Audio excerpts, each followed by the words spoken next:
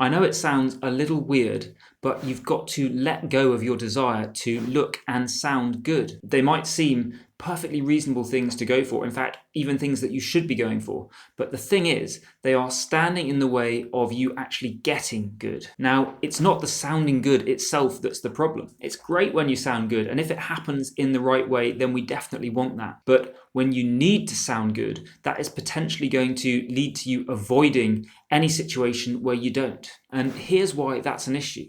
It's because it stops you from making mistakes.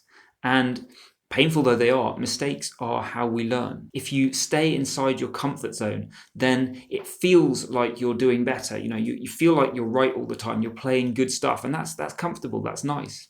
But you will progress much faster when you're willing to push the boundaries and get uncomfortable. A lot of people with great talent in all sorts of fields, so sports, music, art, all that sort of thing, have failed to live up to their potential because of their need to look good. So they were unwilling to push the boundaries and look a bit stupid as they made mistakes. Ultimately, that held them back, because the irony is that the ones with talent, the people who were willing to look a bit stupid, who were willing to get out there, make mistakes, not bothered about it, they didn't look so good at the time, but they made much faster progress, and eventually they got to the point where they looked much better than the people who had that need to look good. But yeah, it was pushing through that middle stage, and you never really get out of it, but pushing through that stage where you might mess up, you might look bad, you're going to make a lot of mistakes. That's what you need to do if you ultimately want to get good. There's a great quote that's very relevant here, and I forget the exact words, but it's something like, if you sound good when you're practicing,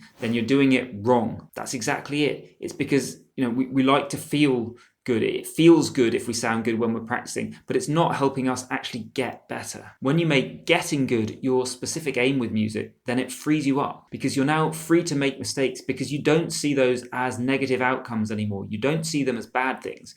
Rather, you understand that they are helping you get to where you want to go in the long term. And once you're clear that your focus is purely on getting good, then you need the tools to do that. So this video here is going to give you another quick but powerful practice tip.